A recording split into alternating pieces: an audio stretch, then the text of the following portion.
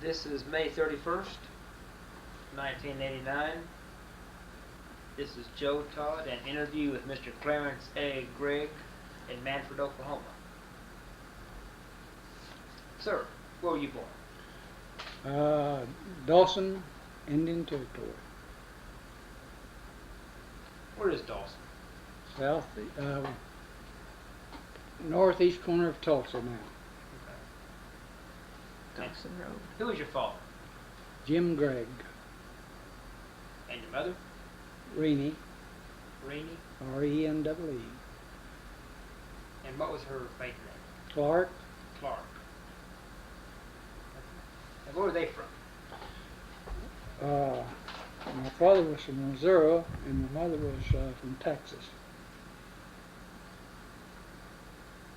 And what type of work did your father do?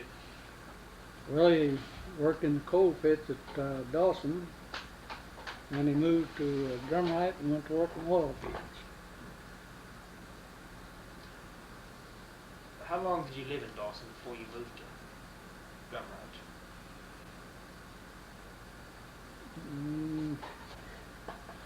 I'd started school. I'd say about 6 years.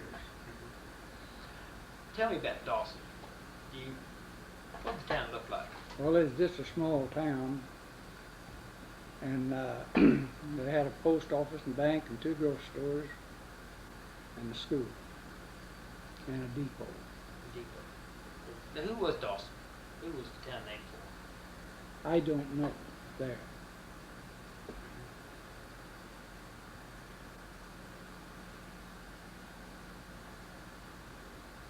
Oh, did I get your birth date? Nope. When were you born? February the 23rd, 1907. 1907. Okay. You say your father worked in the coal pits. Mm-hmm. Is that the open pit mines? Or? Open pits. Okay. What did he do? What did he do in them? He hauled the coal from the pits and to the railroad cars. Okay. Why did he go into the oil field work? Oil fields paying better than the coal pits, hauling coal. What, about 1912, 13 when you moved? It was either 12 or 13, I forget which, when we went to Drumlight. Now, was Drumright a boomtown in those years? Yes, What was your first impression when you saw the town? it was wild. Tell me about it. Well, you could see all different kinds of people, and they always say the oil booms, the rougher type of people come to this town. And I've experienced it several times in my time. I've been in 4 booms myself, oil field boom towns, and it's rough. What 4 boomtowns are you in? Drumlight, Seminole, Border, in East Texas.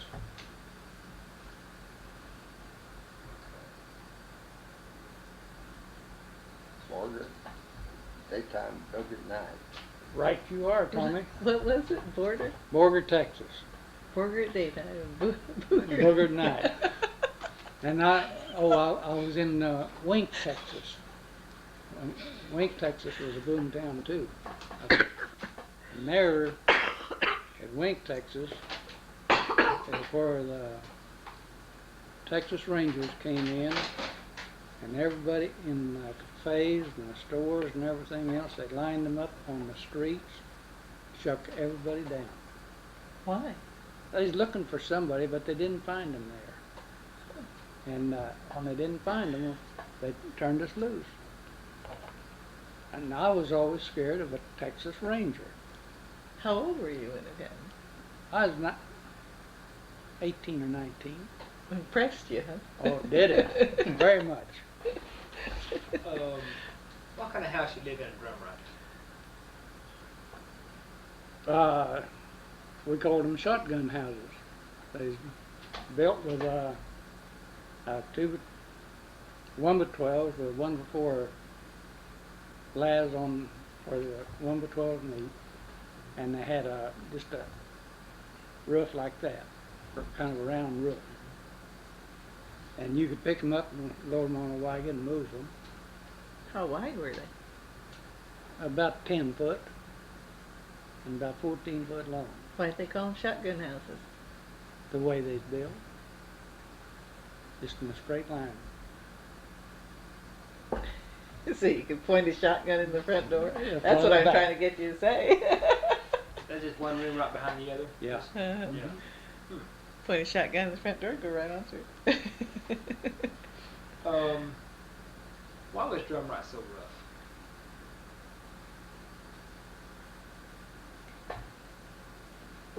Well, I guess all the mean people comes to those booms, and some of them don't stay very long, some, and and some will stay around for quite a while. But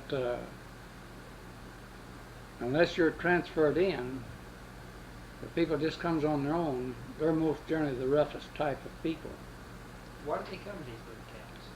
looking for easy money, What would easy money be in a little town? robbing you. I've seen time in Seminole, they knocked him head for $1. They killed a lot of people, poker games, and they wouldn't anything find somebody sitting up against a tree dead in Seminole. What about Drumright? Drumright wasn't so rough on that type till later in the years. I remember 2 incidents there. A teaming contractor and an Indian fella was going up the street together, and this Indian offered a woman a chew tobacco, and that started a riot. And I can show you the building in Drumright yet that they shot 6 or 8 times at these 2 people that caused it going upstairs. And they got out on the roofs and got away, went back to this contractor's house, and the mob, excuse me, they went out there that morning before daylight and put a sign on his door, "Be out of town before sunup," and they were. What kind of contractor? What was he building? He hired teams out to oil companies. What had they done? This Indian had offered a woman, white woman, a chew of tobacco there on the streets.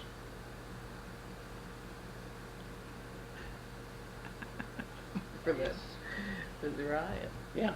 Were the Indians not supposed to associate with the white women? Well, I don't think they was allowed to associate with them too much at that time. But this Indian wasn't like it all around town, I'll tell you. Was he local to that area? Yeah. He's from Drumright? He lived there all his life. What was his name, do you know? Was he Creek? I can tell you the contractor's name, but I can't tell What was the contractor's name? John Baxter. Who was this Creek Indian that was so rich? But he still lived in his teepee and everything. Oh. In Drumright? That Well- wasn't the Berry Hill, though. He was Yeah, from Berry Hill. Berry Hill. Yeah, He lived around Spokane. yeah, he lived around Spokane. Okay. He was a multi-millionaire, still living in his little teepee and everything. Oh, yeah, Never he- changed his lifestyle. He never changed his lifestyle. And another time there at Drumright, I was working on the ice wagon with my brother, and I had 50 pounds on my shoulder, and I just about 4 houses from this, what was that, doctor's building, and this city motorcycle policeman and this fellow Curly Stevens was the fellow that this motorcycle cop shot, going up the stairs to this doctor's office. Saw him in the back. How come? Nobody knew. They had words at one time, and this motorcycle cop caught him going up there, and he killed him going up those stairs. Now, you were working on an ice wagon? Yeah, I worked on the ice wagons. Tell me, where'd you get the ice? What was it made? They had an ice plant there at Drumline. Okay. And describe delivering ice to the houses. Well, they'd have a little card they put in the windows, 10, 25, and 10, 25, and 30, I believe. 50. And whatever that number was on top, that's what you took in. And every ice box was different, one way or another. And sometimes you could have dog problems. Sometimes the door would be locked and you couldn't get in. And sometimes, like if you're carrying 100 pounds into a grocery store, drop it, knock a chunk of the ice off the corner, you get in trouble with the groceryman. I did several times. And I never will forget one time I was going in with 25 pounds. This bulldog met me at the gate. Brother and I was on the wagon, and I took the ice and sat back in the wagon. He come up, he says, "What's the matter?" I said, "I'm not going in there where that bulldog is." He said, "Let me have your hooks."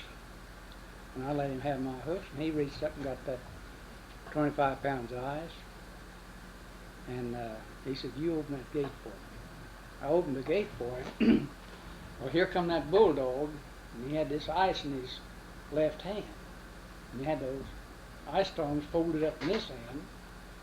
Here come that bulldog at him, and he just turned loose the tongs and held on to the handle of the ice stone.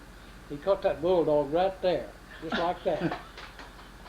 And he just did like that 2 or 3 times, and then turned that bulldog loose. Guess where that bulldog went?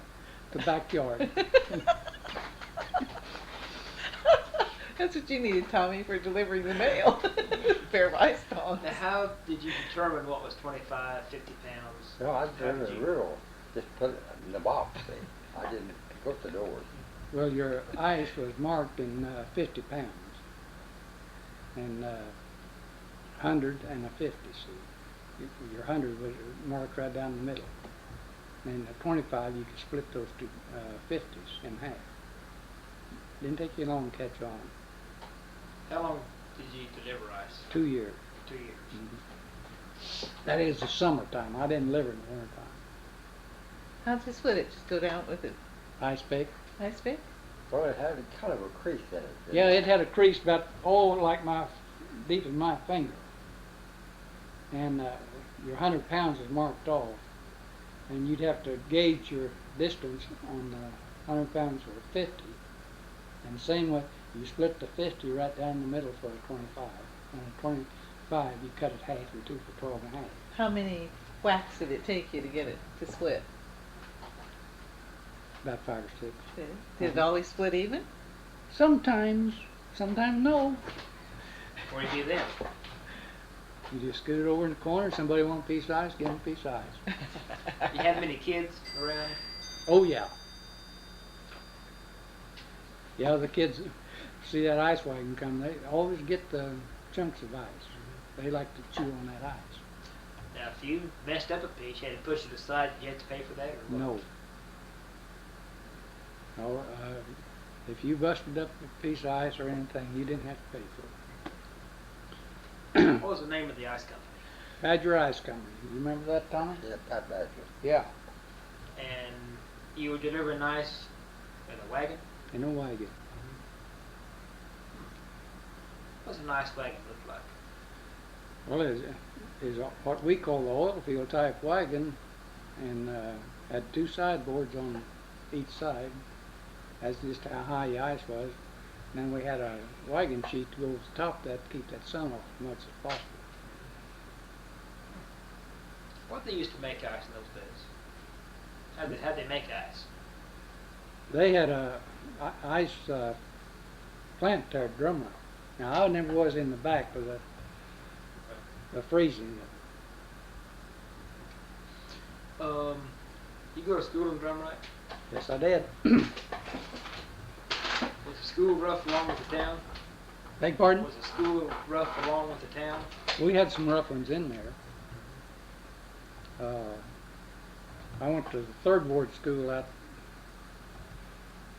southeast part of town till I graduated out of the 8th grade. Then I went to high school, finished the 11th grade in high school, which still stands in Drumright today. And I think that was 21 or 22 when I went to high school. Okay. Go What ahead. section of town had the girls in? Well, they scattered all over. And a lot of girls lived out on the leases. They weren't hard to find.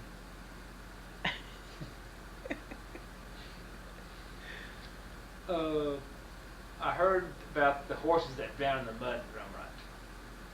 That's true.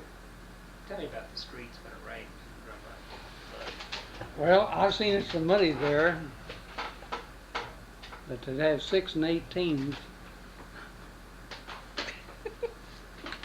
on a wagon and maybe just be half loaded.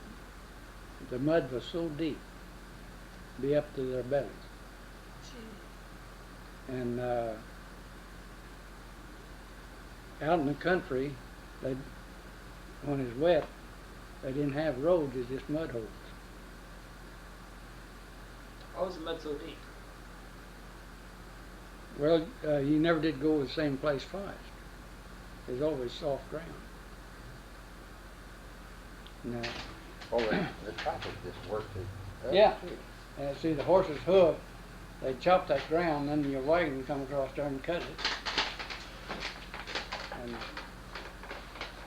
I've seen ruts that deep where the wagons made How them. deep? About 18 inches. And I've seen on the Seminole field, the mud was so deep, one of the teams went down, they was removing the boiler on an 8-wheel wagon, they just drug the wagon all over that team.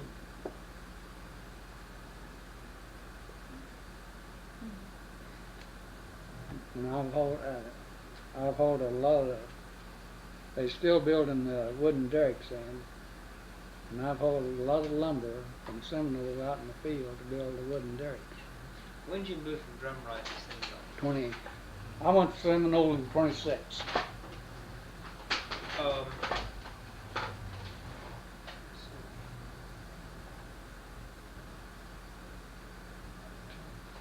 I lost the question. What made Seminole more rough than Drumright? Well, that was a bigger field and everything. See, the Seminole field, when they drilled it in, it wasn't supposed to be drilled in. The driller got drunk and drilled it in. And, Why wasn't it supposed to drill it in? well, the company had this well, they already knew what they had, see, and they told him not to drill it in deeper. And he did. And the well flowed over the top of the derrick, and that's what kicked it off. The Discovery Well right there, east on Seminole on Wewoka Creek. But they plugged it now, it's not there anymore. So what happened when a well came in, the word went out and everybody, Well, it just went like wildfire. The town was booming the second day. when you say booming, this means more rigs coming in or More, what? more people coming in and more oil people and more teaming contractors and stuff like that. That's the only way they had moving material in was teams. And you see, they had railroad through there, and they got shipping everything in the railroad. And you might say overnight it was a booming town. Where did these people stay when they came in like that overnight? Well, the first time I went to Seminole, you couldn't find a room. And I run into an uncle. Now this is a good story. And he had a tent. And he said, you can stay here with me till you find your room. I said, okay, Uncle Lou. I said, I appreciate it. So we went to bed that night, and I began to feel something crawling. I went to scratching and moving around. I said, Uncle Lou, I said, what's crawling this bed? Oh, he said, just bed bugs. Says, go and sleep. Said, they won't hurt you. So it didn't take me long to find a room. Without bed bugs. Yeah. And I stayed in Seminole. I believe it was 32. I went to West Texas. The wooden derricks. Now, tell me about the people that built the derricks. Well, they had regular derrick crews, but to build the derricks, and they most generally was all really big men, strong, wasn't it, Tom? Yeah. And Rick builders. yeah, and they'd start on those rigs, and they'd work about 8 hours, and they'd start the building rig from the floor up, and after they got the rig topped out, well, then they start to build the bull wheels and the band wheel and engine house and belt hall. Now, what's the bull wheel and band wheel? Well, the bull wheels is what they would use to wind their cable up on when they're drilling with the standard tools. And the band wheel runs from the belt off of the steam engine up to this band wheel.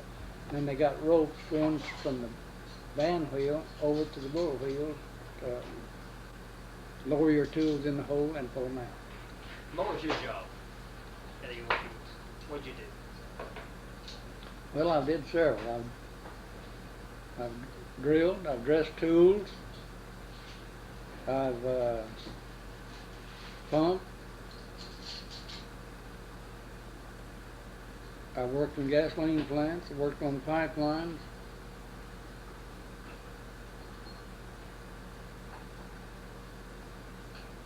And I have worked a little on rollers. What exactly does a tool dresser do? Well, the tool dresser did whatever the driller didn't want to do. You had to keep everything in shape for him, and of course when you went to sharpen the bits, well, both of you had to do that, but you had to get that bit in and get it hot to sharpen. How do you describe how you sharpen the bit? What do you have to do? Well, you got to get that bit red hot on the drilling end, and How do you do that? forge, and when it gets so hot you pull it out, and both of you use sledgehammers, and one works each side of the bit itself to dress it out, and then it's gauged to a certain gauge before they'll set it in water to, what is that I say, temper. Now, how big is this bit? Well, it runs anywhere from 5 up to, I had dressed a 20-inch bit. 20-inch wide? And how much is the bit weigh? 20-inch bit, how much would it weigh? I wouldn't know. Is it, one man can handle the bit? Or? No way. No way. It's handled with a chain hoist. Okay. And you can't even handle a 6-inch bit one man. A 5-inch, if he's in pretty good shape, he can handle it. But I didn't care too much about the drilling end of it. I wanted production end. I worked in gasoline departments, but I didn't care for the gasoline department. Now, on the cable tool, now whenever that bit is dropped in the hole, how far is it dropped each time? It's raised up and dropped. Well, you can have different strokes on your beam. It'll run anywhere from, I believe it was 18 up to 36. And how far will that take the hole down each time? Beg pardon? How far will that take the bit down each time in the hole? It'll travel, say, 12 or 18, 24 or 36 inch stroke. Okay, and that'll, I guess it depends on what you're drilling through. That's right. You take a line, it's hard to drill. Line, if it's a hard line, you'd be lucky to drill 12 inches of line in 12 hours. Now, how do you clear the hole? Beg pardon? How do you clear the hole? Get all the loose material out. You have to bale it. And how do you do that? You got a baler that you run on in the sand line, and you go down there and clean your hole up, and then you have to start drilling again to get this mud going. Now, what's a walking beam? Walking beam, that's timber. I'd say it'd run about 20 to 24 inches in the center, and it tapers off on each end, and on the end that goes over the well, they split it right down the middle, about 4 inches wide, and they notch it on top to hang the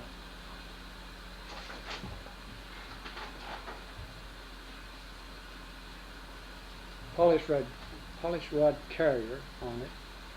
And then the back end has the pitman that works off the crank that causes it to go in motion.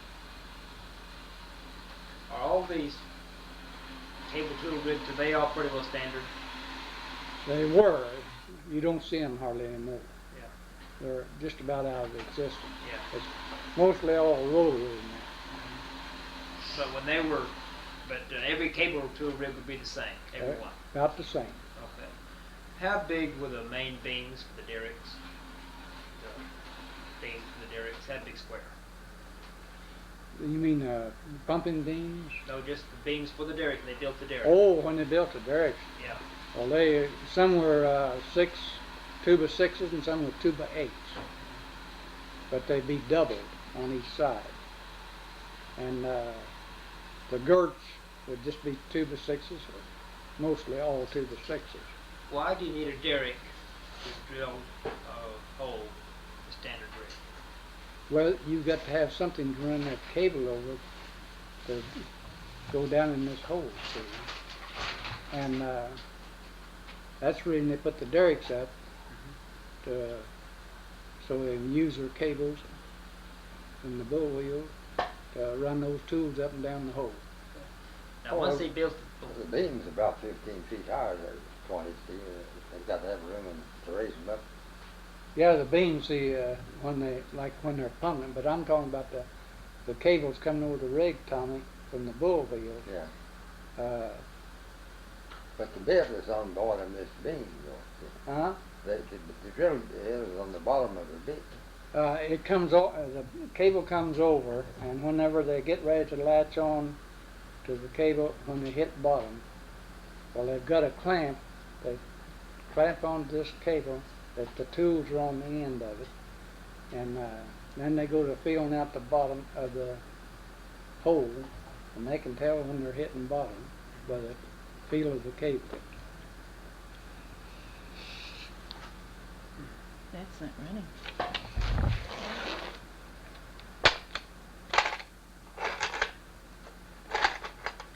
You tell me I didn't get any of that on tape?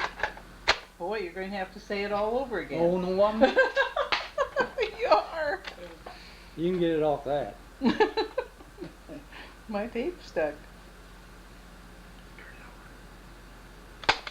You think that's...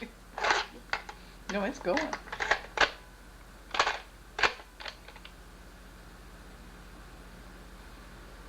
It'll go either way.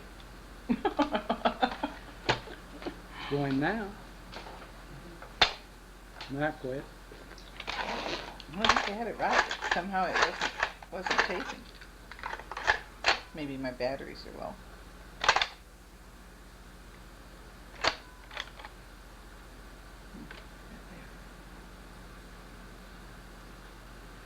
Okay, start over again.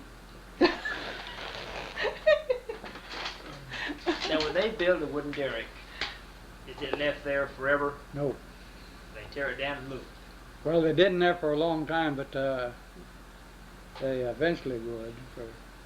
Then they got to using the iron derricks. What are the wood derricks made of? What type of wood makes the best derrick?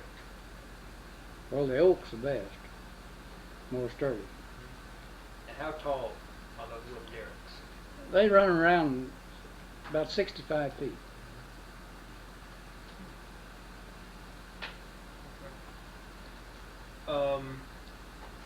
Now, if a tool dresser does everything the driller doesn't want to do, what does the driller do?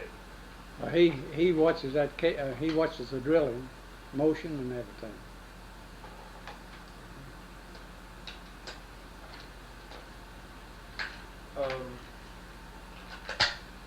Now, he's watching the drilling. What's he looking for? Well, he has see you can tell the motion of your line about how you're drilling, whether it's slow or fast. And if he's in doubt, he'll go over and get a hold of that line. He can tell what kind of lick he's hitting on the bottom of that hole.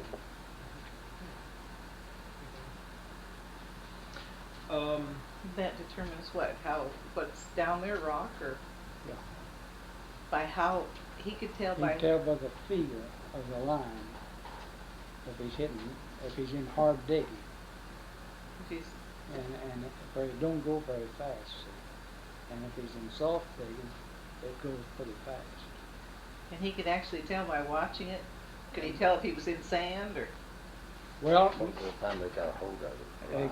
that's when they get a hold of it, see, to feel for sure what they're on, where it's sand, rock, or lime. Why do so many of the drillers? Why are they missing fingers? Been cut off with the wire line. That's that wire. Wire line, what we call the wire line is cable. And see, sometimes you'll have to guide your cable when they're winding up on these bull wheels, and or they might be taking the cable off of a spool and winding up on these bull wheels, and the driller or tool dresser might be holding this cable with gloves on their hands, and if a sliver of wire on that cable catches those gloves, it'll pull it right into that bull wheel, and that I've seen the whole hand cut off up here. Yeah, We got a fellow that was here, and both these fellows know who I'm talking about. Bill Hall, his arm, it's his left arm, I believe. It's off right there. He was they was taking a wire line off of a spool and rolling it on the bull wheel spool, and his glove caught in a sliver of wire, and it pulled his arm in and it cut it off right straight across there. the bull wheel cut it. The bull, see, you got it between the cable and the bull wheel, where they wind it up on the bull wheel spindle. What about 20 iron? He lost Both, both hands, didn't he? yeah, he had the thumb and Finger off finger both off- hands. Yeah. See, and that's what He caused it. had a thumb and finger left on each hand. So. Yeah. He had a hold on it and it caught it, and then he grabbed the other and see, and it accidentally he got it. And see, now you're talking about accidents. I've been in a few in my time in oil fields. I got caught in a rod line off the powerhouse there on the lease where I lived, and I twisted out of it, and I fell, and they called the doctor in, and the doctor called the ambulance, and I heard him tell the superintendent that he might live to get to the hospital. Really? I did. And Doc Humphreys. And I said, you old so-and-so you, I said, I'll be here when you're gone. He reached down and slapped me just as hard as he could. I said, Doctor, I said, if your eyes on my feet, I said, you wouldn't slap me like that. He said, you little one, call me a name. When you get out, just come see me. I did. I was on crutches. A year and 2 days. And I walked into his office over at Oilton, and here he comes, that hand sticking out, and he, you little so-and-so, said you made it, didn't you? I said, Doctor, I told you I would. He said, I didn't think you would. I said, what made you slap me? He said, you was losing your fight, and said I had to get you mad. I said, that's all the same as saved you. Know what happened? I was caught in this rod line, and was picking What's a it. rod line? See, I don't know. Well, you got an engine house here, and engine down here, and you got a big band wheel back here, and it's got 2 centrics. It works off this big band wheel, and you can pump several wells off these centrics. Shackle rod? Shackle rod. We call them rod line. Yeah. And we was picking this well up off the knockoff block at the side where if we wanted to hang that well off and not pump it, we could, see. And we had the short bars run through the pull bar.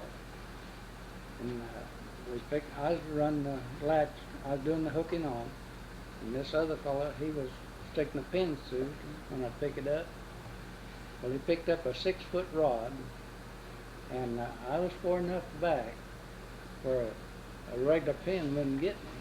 But this 6-foot rod pinned me, and I was carrying the full weight of that well on my back.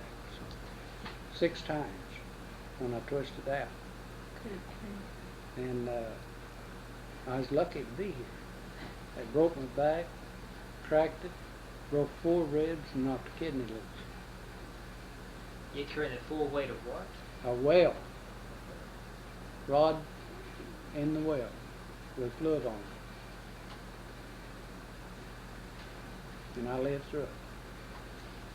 Not too many guys would. And then I was in the gasoline explosion. I had 2nd, 3rd degree burns all over my body. And my hands and my legs were just as black as that camera. And my hands are drawed up. I can't draw them. Now there, you can see them. There's one of them. See how they, now that's as far as I can stretch it out. And that's a gasoline burn.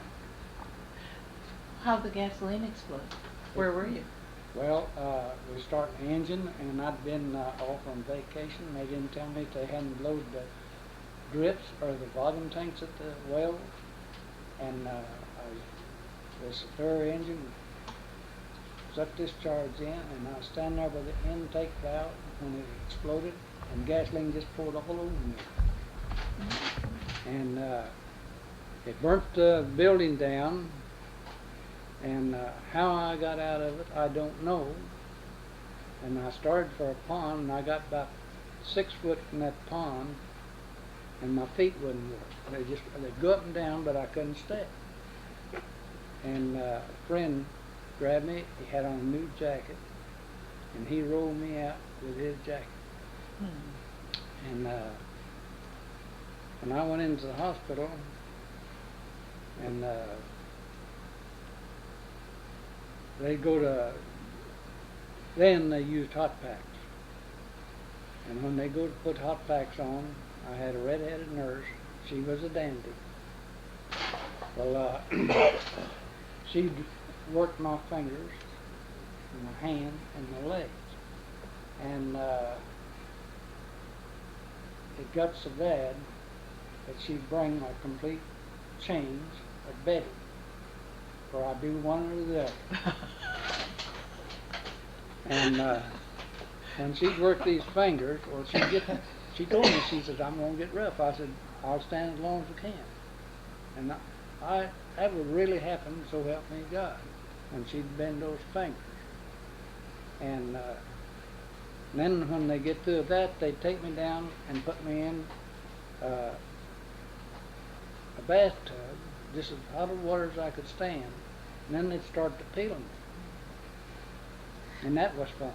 What hospital was that? St. John's, St. John's 42. in 42. And How So- long were you in? I believe it was 4 or 5 weeks. And then I had to go back for therapy for 2 months. And I didn't go back to work for 7 months. You know, on very light duty. Were you the only one burned? Yeah.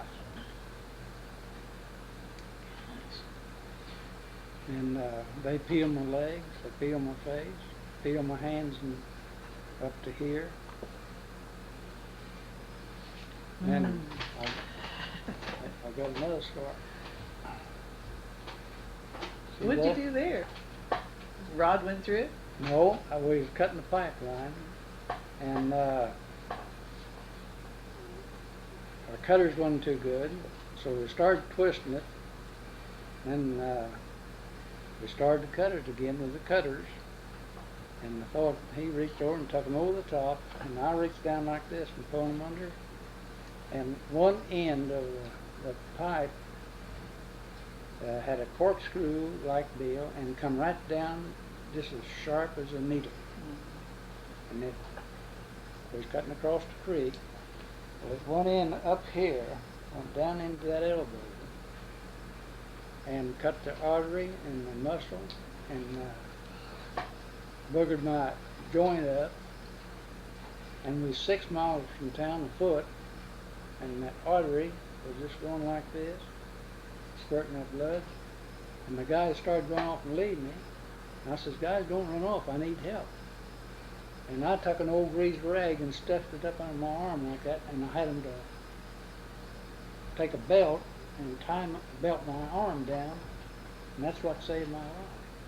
And we went to the highway. The fellow picked us up, took us to the doctor, and he sent us to the hospital, and they didn't have time to give me an anesthetic. They sewed me up without a thing. They wouldn't even pour water over my head. What year was that? What hospital? It was the Henderson Hospital in Texas.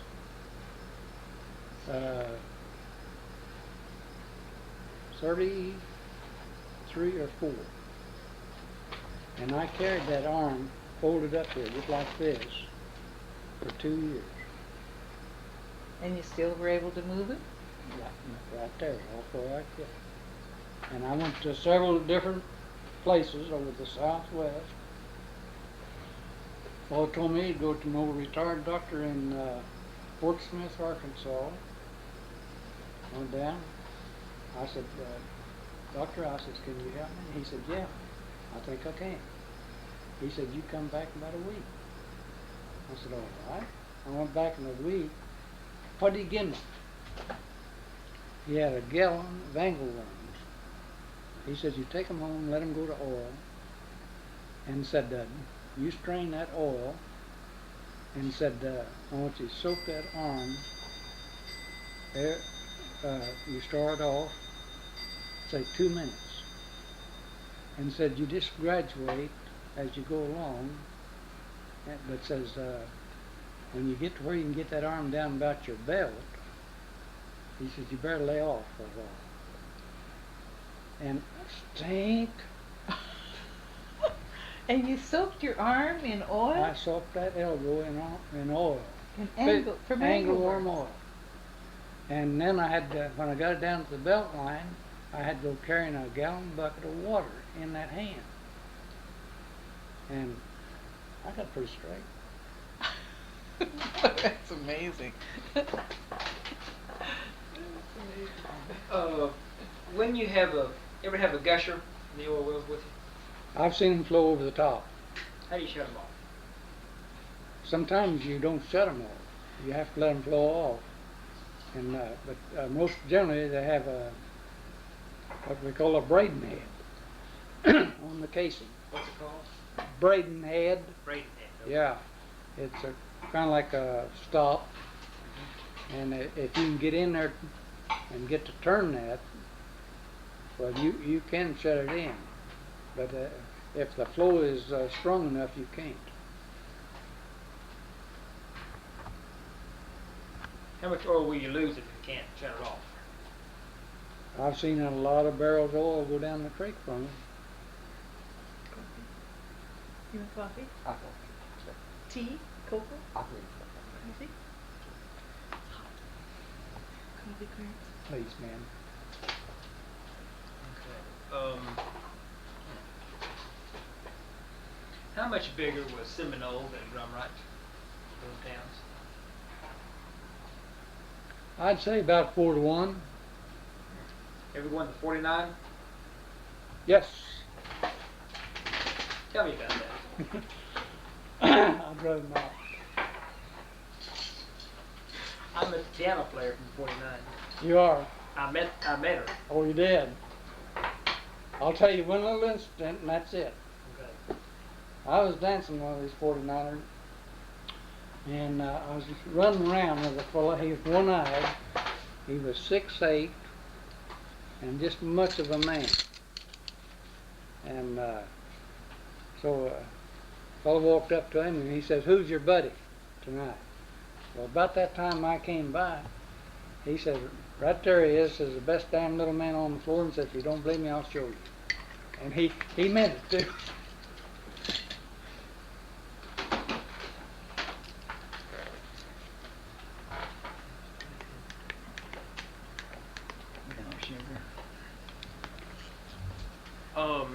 Why the name 49? That I do not know. Do you? Cocoa? Tea?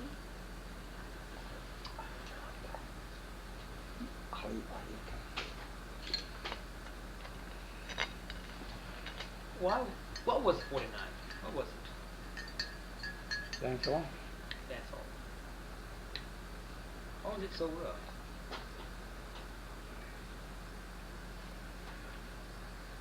That I can't answer.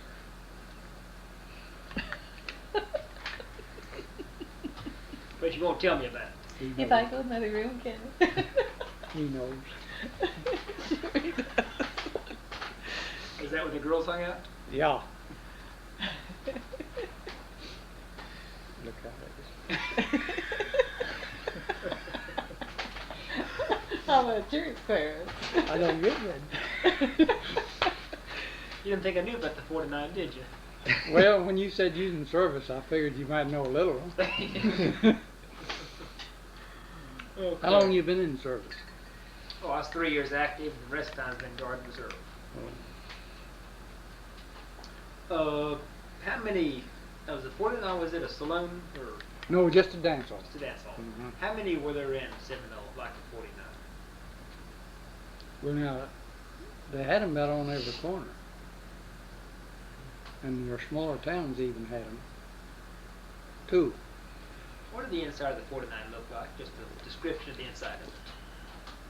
Well, it's just a pretty good sized room. And, oh, they might have a piano player and banjo or something like that. What was the building made of? Wood. Wood? Mm-hmm. Was it like your house, like a board and batten, or It was. one story? 1 story.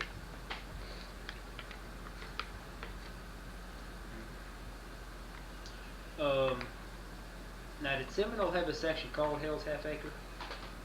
No, it wasn't over that.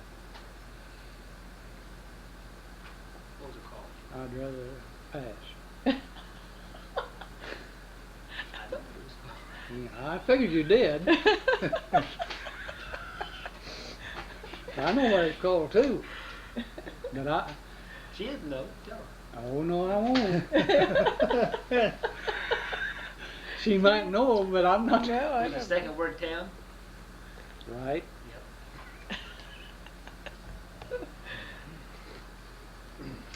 Yep. That's one place I didn't hang around there. There's where they did all the killing. Really? Oh yeah. Why were there so many killings in Seminole? Well, they were some dope and a lot of alcoholics, and they'd do anything to get money to buy dope or whiskey. And you Go ahead. and you wouldn't have to be down in there. You could be out on the road and get it. How did you avoid being knocked in the head, robbed? Well, I didn't cater much around town overnight. So most of this happened at night. So, Oh yeah, in the early morning hours. And now the early evening part of the hours wasn't bad, but in the early morning hours, that's when going got rough.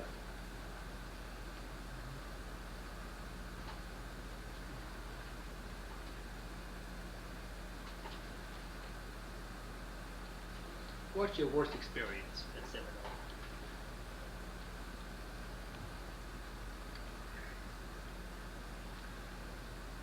I guess my worst experience was when I jerked out of the rig and I had on my safety belt and went 12 feet before I hit the end of the rope outside the rig, 132 feet. Looked a long ways down to the ground. And that was a sudden stop when I hit the end of that rope. What were you doing? I was working the tubing board. Working what? The tubing board was pulling the pipe out of the rig, 4 joints at a time. How come you fell off? They sent the elevators up, and then they spun them, and the handles on the elevators caught the tubing board. Told me right out like that. He's running fast.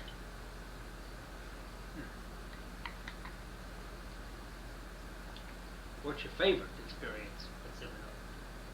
At Seminole, Mm-hmm. when I left there.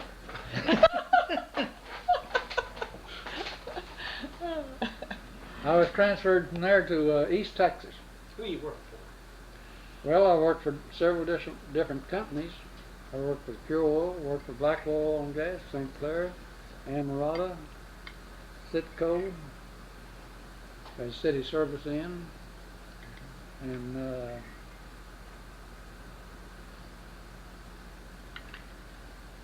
Pure Oil. Pure Oil is Union to 76 now. That's a few I named.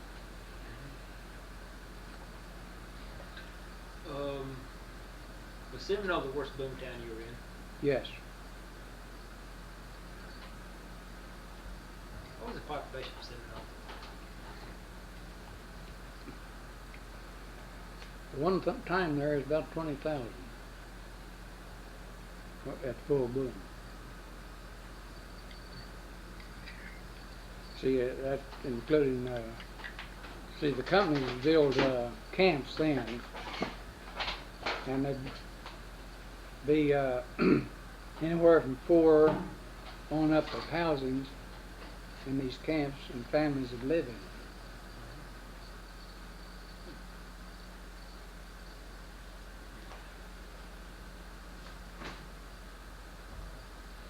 How did the Depression affect your work in the oil field? Rough.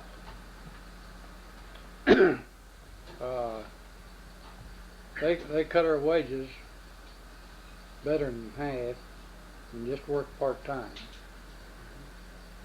And if you could work at all in the oil field, you were lucky. And I think I got 3 days a week, which wasn't bad. But we could live fairly well off of it. Now they cut your wages in half. What were you making before they cut your wages? I was running 165. Per month?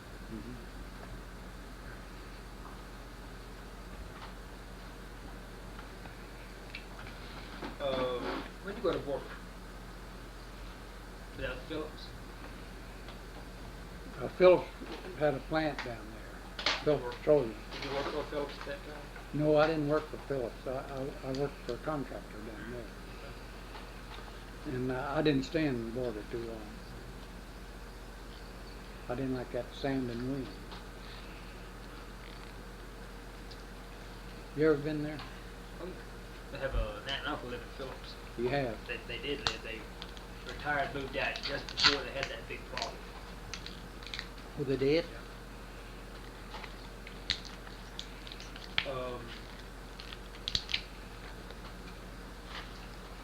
Trying to think, how does the rotary rig differ from the standard rig? Well, you got a continuous spin on your rotary rig where your standard rig is up and down motion. When did they first bring in the rotary rig? Well, the first ones they brought in was in Seminole, what was that, about 27? Might have been in 20, some in 26, but they used what they call the fishtail bits then, instead of the comb types like they use now. And, Now, what's the fishtail bit? well, you got a fan off here, and the one fan goes one way, like, and the other fan goes the other way to keep that rotation, see.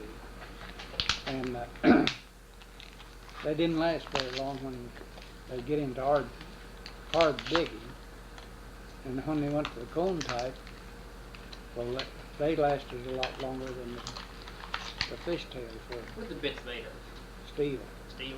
And you can get the diamond bits too. That's for hard digging. What's the worst well that you worked on, besides the one you're throwing out of? Well, I've been on a big gas well, and was a pure oil company. I believe that was 28. And when it came in, it blowed the slush pits dry, tracked the ground around for over 100 feet, tracks about that wide in places. And I forgot how many million that gas well was making, and they had called Halliburton in there to kill that thing, and the mud began to come out through the cracks in the slush pit. That was the most dangerous place I was ever at. Where were you when the well blew? I wasn't at the well when it blew, but I was called in on it. And you couldn't hear your... Well, just like Terry and I sitting here talking real loud, she couldn't have heard me, or I couldn't hear her. Where was that well? Seminole, Seminole? down on the Little River, about 11 miles southeast of Seminole. How many killed when it blew? Didn't kill anybody. I've seen a lot of people killed in oil fields in different accidents and stuff like that. And the company I was working for, they had a big gas well between Seminole and Maud, Oklahoma. And I was working on the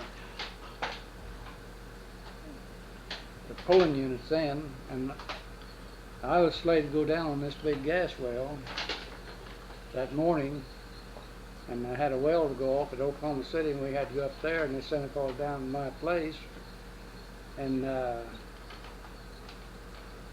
they opened up the valves, and one of the valves froze, and when the pressure hit that valve itself, it blowed that valve off the casing, blowed this man up through the fifth girt of the rig, and blowed him 75 yards out from the rig, killed him instantly. And I was supposed to be on that rig then.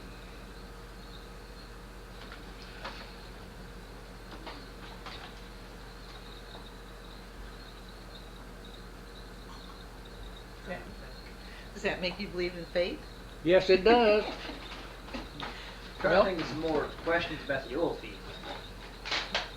I want some more information on the 49. You know enough. Who was the favorite girl at 49? Little redhead. Tried to dance with her every time we went in there.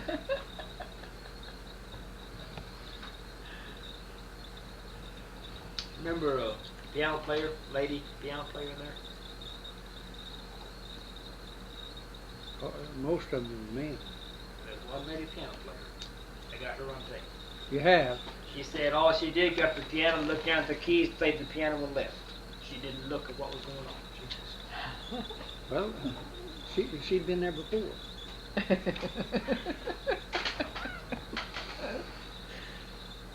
No, anybody hadn't been to 49 dance, they'd missed something. Do you have any questions? Back to the roughness in Seminole, I had a brother made that bunny Nate, Yeah? Did he? and he bought it in 1926. He bought, was working over there. He carried his 45, wore it just like them cowboys did all the That's time. right. But he bought this new Model T, and a 26 Model T, and he didn't like the tires on it, so he had a set of those red fists put on. Uh-huh. Parked it right up in his bedroom window, and he, under his pillow, he kept his 45. Went to bed that night, and next morning got up to go to work. There was not wheel, one tire, one on these Model A. It was sitting out there on blocks. Well, that's everyday occurrence Yeah. down there, bud. But Well- boy, he was mad. My dad had bought a new Model T Touring, and I had a Model T Coupe, and I was carrying pretty good insurance on it, see. And Dad, he drove his Model T uptown, took the key out of it, and went in the store, and he come back, his Model T was gone. I could take mine up there and leave it with the key in it. I never did have anybody bother it. What was the difference? I had insurance.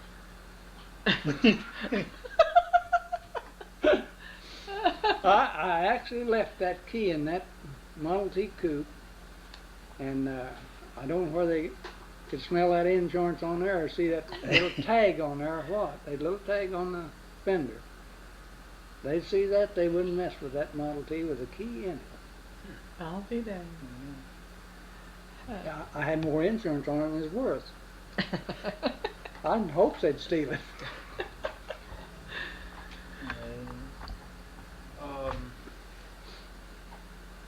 When did you move down to this part of the country? 1939, May the 10th, Why'd you come down here? transfer, With who? Wood Oil Company. Who? Wood Oil Company, Wood Oil Company. What were you doing with them at that time? pumping. So you pumped this lease where we're sitting? This was Wood Oil Company. No, I didn't pump. This one wouldn't drill when I come up here. When they drill here? I think they drilled this after the flood started. On the Jew lease. Oh, on the Travis lease. Yeah. Now we call that the Jew lease. Why The did Jews owned it. The Marshall, Travises were Jews. Marshall and Travis and what was those other Travis boys' name, Tommy? I can't think of it. I forgot I knew Marshall. He was the youngest. He's about not too much older than me. Lou's another. Yeah. He was the oldest. Lou was the oldest. Yeah. And if they say Marshall, Travis lease over there, nobody knew what it was. If you say the Jew lease, everybody knew where it was at. So it wasn't derogatory, it was No. simply an identification. That's right. Yeah. And they didn't mind you calling them a Jew. I know, Oh, the old man, didn't they take him back over there to Birmingham? yeah, they took the old man back to his country. And Where? To Israel? Jerusalem. Jerusalem. Yeah. Now see, Marshall had taken this over. Lou, he got where he's sick, and Lee pulled him and two more fellows was fixing the engine down there on the Hamilton lease, bud. You know, right down the road here. And so they's gonna start this old Superior engine up. And they worked and tried to start that engine for 2 days, 4 of them. And even put a new plug in the engine. I thought that was it. So Marshall come over and asked me if I'd come over and see if I could start that engine. I said, yeah, but I said, I don't want to make anybody mad at me. He said, you won't. I went over there and I checked the timing on the Wyco and I checked the spark plug. And I couldn't get far on the spark plug. I turned around to Marshall. I said, you got an old plug around here or another new one? Well, they had a spitted plug in a 1/2-inch pipe for a plug. They took that out and cleaned it up for me. And I set my timing on the Wyco and everything. 3rd time over, that old plug had been in water for I don't know how long. 3rd time over on the flywheels, the engine started. And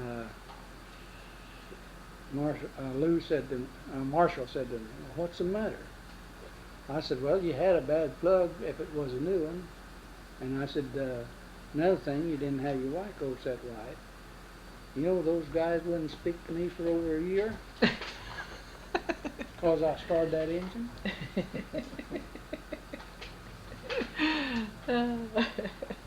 That figures Pulliam did. Huh? See, that was Pulliam. Old Lee Pulliam. Did he get mad at you if you outsmarted him? That guy, if you'd send him a bill for his his account, I mean, he would lower the boom on you. Why? You just didn't done him for a He's bill, but just you that didn't much. have to, really. But he didn't want nobody. He didn't want anybody done him or outdo him. Yeah. Or 13 was out. It don't make it. He'd go home. If it was the 13th day of the month, he just Go home. didn't go to work. Friday the 13th, boy, that was a the day no-no. when he didn't even get up. And if you put $13 worth of gas in his car, you had to take some out or put some more in. Very superstitious fellow. But I'd love to hunt with him. He shot left-handed. And he was a good shot. And now you could hunt with him all day. But just like Bud said, if a hunting day fell on the 13th, No you know, deal. What did you hunt? quail. He had 2 dogs and I had 2 dogs. He had setters and I had a setter and a pointer. And I'd rather watch the dogs work, and I think Tommy's about the same way, than to eat.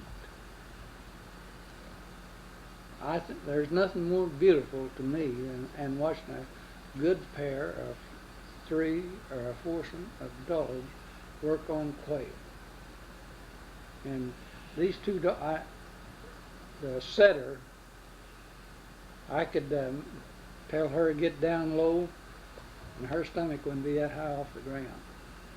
And I could lose them and blow my whistle 3 times. I had a police whistle that I worked them with. And I could blow that police whistle 3 times. If she's on lead point, well, she'd back out and my pointer'd work up to lead. She'd come to me and she'd circle me 3 times, and I'd better get ready to go, for she was going back to these quail. And she'd go in there and she'd back this pointer up. And I had 2 guys in Fay Duff. You know Fay Duff, don't you? Both of you? I don't know where you do or not. And, see, we hunted and fished a lot together. Well, I had these 2 dogs, and he had some fellows from Kansas come down and field trial dogs. And Tommy knows what field trial does, and Bud does too. And so we went up to Merrimack. Well, they wanted to turn the dogs out together. I said, I won't hunt my dogs with field trial dogs. No way. I said, you can turn your field trial dogs out, and then I'll turn mine out after a while. Well, as soon as the field trial dogs hit the ground, they was in a dead run. And the closest that fellow got to them all day was a mile. And so this other fellow from Kansas, he said, I believe I'll go hunting with you guys, Fay Duff and myself. See? I said, fine, but I said, we want to have understanding where each one stands. I said, I hunt on the left side, I pull to the left. And I said, Duff, he pulls to the right. I said, where you want to be? We put him in the middle. And we went out that, and so there was good bird hunting up there. And Fay, he got 10 birds, and this fella and I, we had 9. And in our hunting day there, Fay says, lose them and show him what they'll do. Well, the dogs have been bringing me all the birds, see. And so we lost them. We could see the dogs down there. And my pointer and my setter was on the lead pointer. I blew that whistle 3 times, and here the action started. And she come up and made her circle 3 times and took off. We went down there, and he saw that, this fellow saw the action and everything. So when we come in to leave out that night, this old boy says, I'll give you $500 for that pair.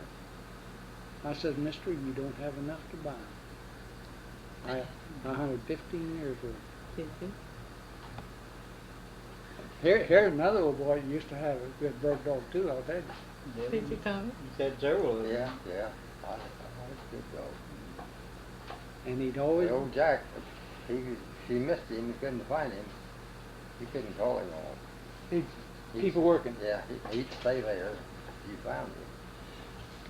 Well, Tommy, you're talking about that. You know, we had dry years, you know. Yeah. And Fay Duff and I was up at out of Merrimack in one of the dry years, and all he was cussing and raising Cain because we wasn't getting any birds.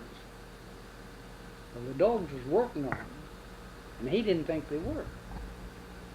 So pretty soon I looked off ahead of the dogs, and those birds is lined up in a row.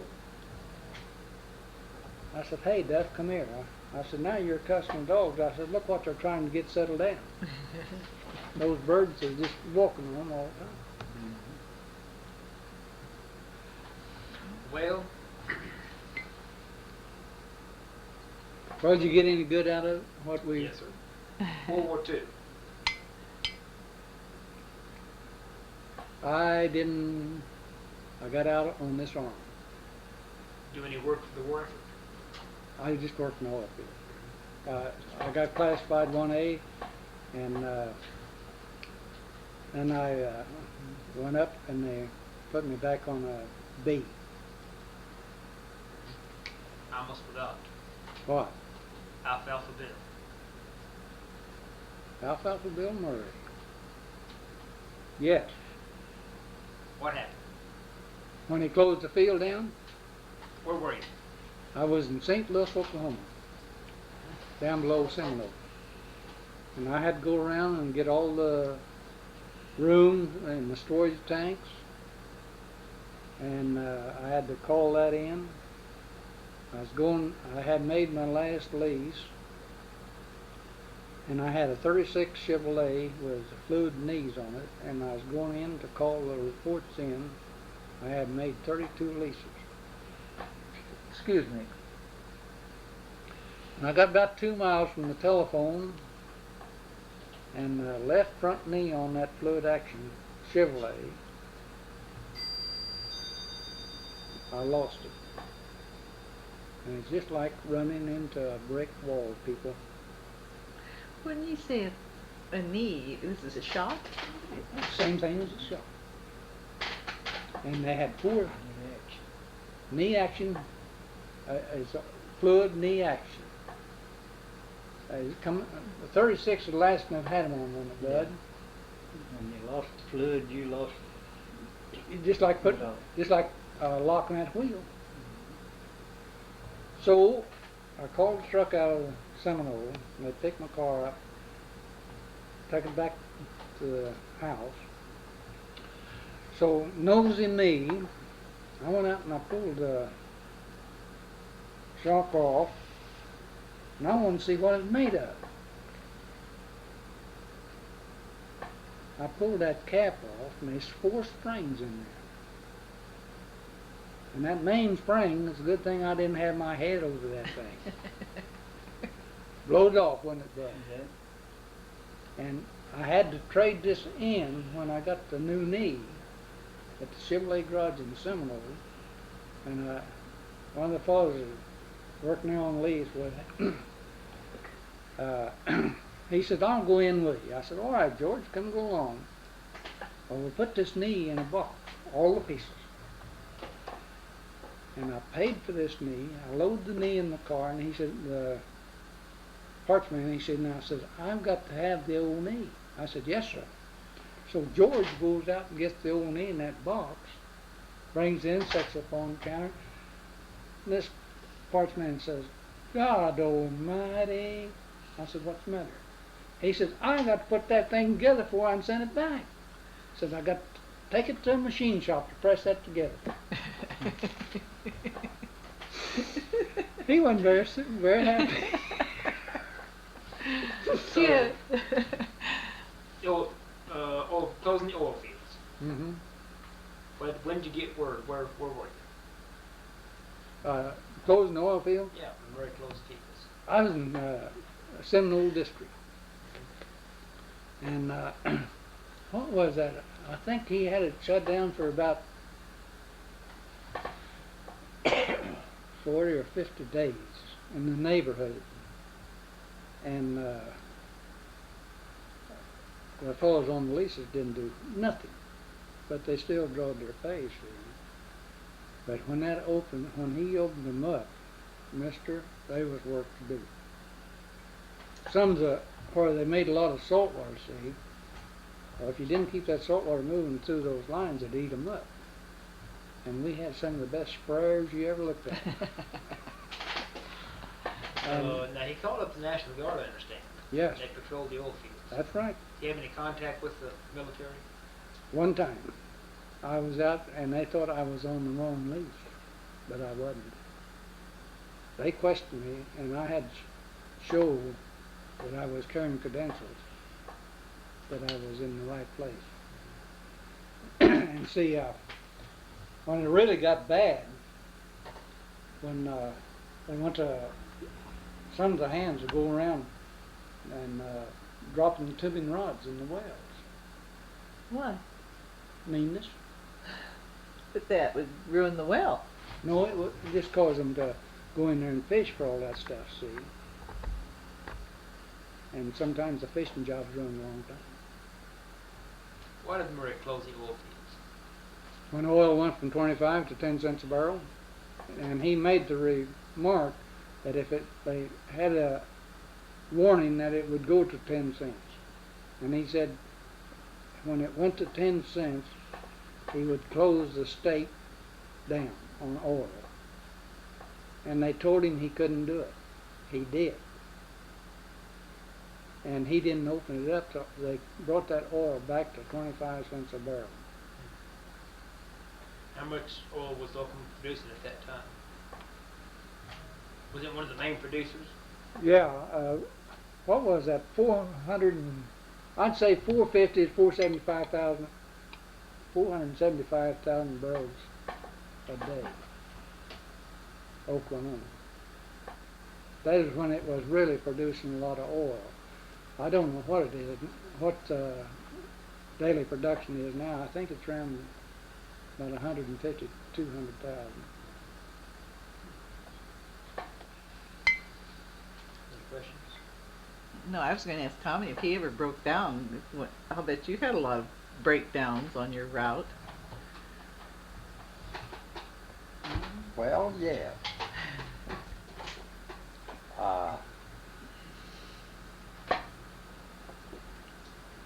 About the first week of carrying the mail,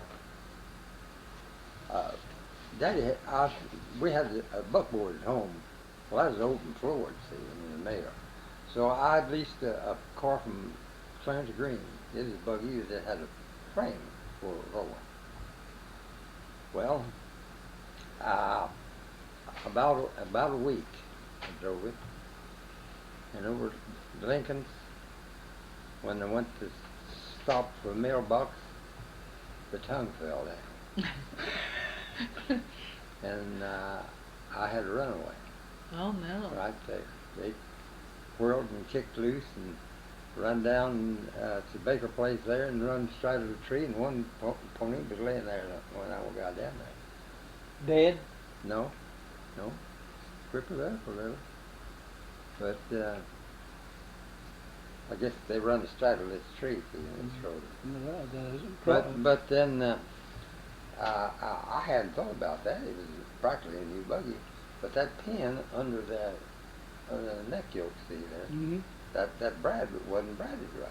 Well, it wasn't. And after that, even on when I got the mail wagon, I always had an extra wire on around that joint. Where we be sure and stay. Where if something happened, that wire would save us there. But now they weren't pulling the wagon. Huh? The horses weren't pulling the wagon. The buggy. The buggy? Yeah. And you in it? Well, I just stopped, see, and it just at this time, just that tongue just fell down. Well, that kind of excited them, see, and they jumped and they was both on one side of the tongue before you knew it, see, and kind of whirled around. You was in the buggy. Well, by that time I was out. I was I gonna say. A lot of people were killed in runaway horses, weren't Oh, they? yes. Yeah. Now, I'll tell you a story on myself since you're talking about runaway horses. I hope I haven't cut you short. No, I had a little pony when I was going through that drum ride, Billy. I broke the pony to ride. I broke him to work the buggy. And I could holler at him or whistle at him and he'd come to me. But I better have sugar in my hand when I did. And so a family lived out 3.5 miles from town. This man asked my daddy, he said, Mr. Gregg said, would you sell that pony? And he said, that's not mine, it's the boy's. And so he asked me if I'd sell him. I said, well, I don't know what he's worth. I said, whatever my daddy says he's worth, I said, I'll take it. And Daddy told me what he thought the horse was worth. Well, they took the horse, and I don't know how many times they drove this pony to the buggy 3.5 miles to Durnlight and 3.5 miles back to where they lived. And so they've been to town, say today, and they's coming back, and a piece of newspaper blowed in front of that horse, and he spooked. Run away with this woman and son and daughter. And so I come in from school, and Mom says, Clarence says, oh, Billy run away. I forget the people's name now. Says, why don't you go over there and get him? Well, I go over there, and he was out there grazing around. I hollered at him. I said, Billy, come here. He raised up and looked at me. He come over to me just as nice. And I patted him. I hooked him to this buggy. I remember getting in the buggy, but I don't never remember of sitting down. And he throwed me out of the buggy about 3/4 mile from the house. And undoubtedly I lit on my head. I remembered two things walking that 3/4 mile, and it was crossing a little covert and going around a pumping well. I had to go up here and turn and come down like this. And Mom said when I walked in the door, she said I stopped and said, where's Daddy? I don't no more remember that than nothing. And she said I walked right straight to my bed. I was out for 3 weeks. My word. And they stopped the horse just as you entering the east end of Drumright, he knew where to turn to go home, see. When he hit that pavement, he laid on his side, his feet went out from under him, and that buggy right with him. And he slid clear across that pavement. And the fellows caught him whenever he went to get up, and they took him over here by the hardware store.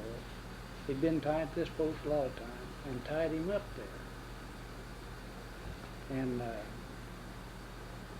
so Hammonds is those people named bought him. So they come in and got this horse and sold him right there. And the doctor told the old Dr. Starr, you remember him, Bud? Old The W. name Starr. sounds familiar. He's a doctor there at Drummond for years. Did you know him, Tommy? No. And he said I really had a bad concussion. I told him I wasn't anything up there to bruise. I didn't think so. Do you have a favorite horse, Tommy, that followed you on your route? Oh, no, I don't think so. Did you use one all the time? I had three. You had a little Spaniel mules first, didn't Well, you? no, I had the ponies first. You did.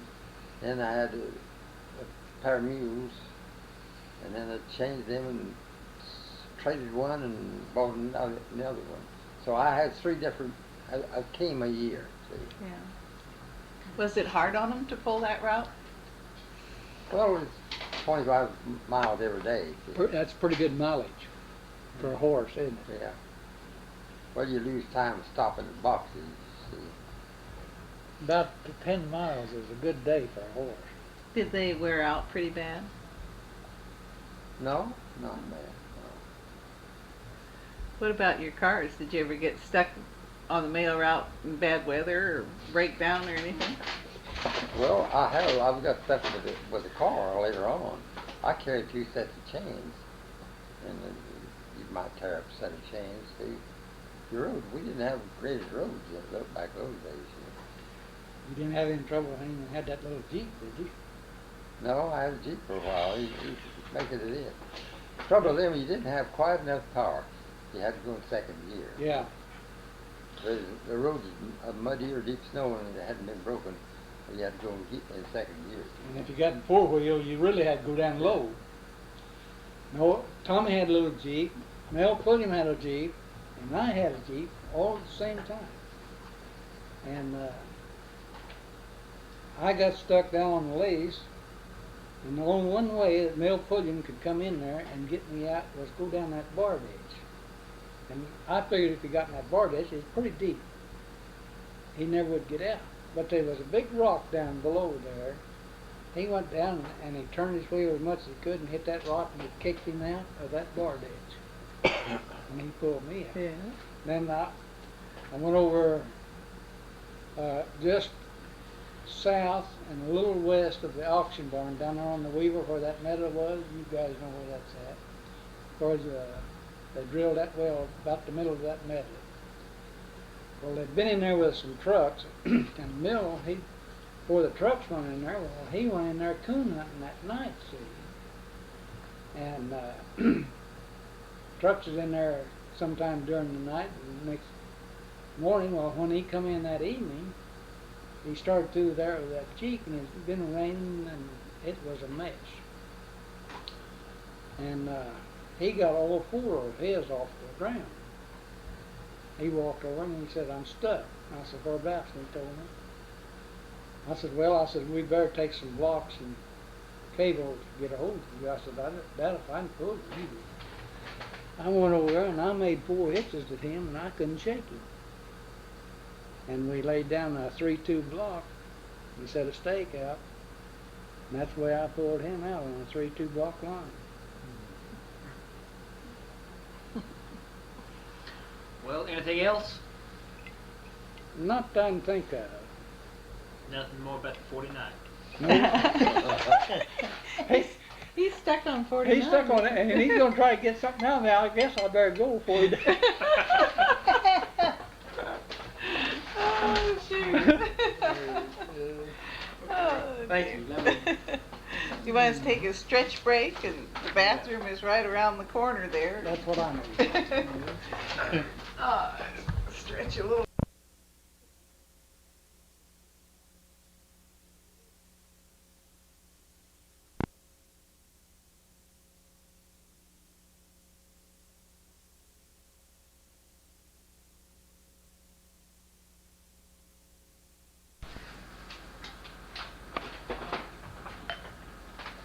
This is May 31st.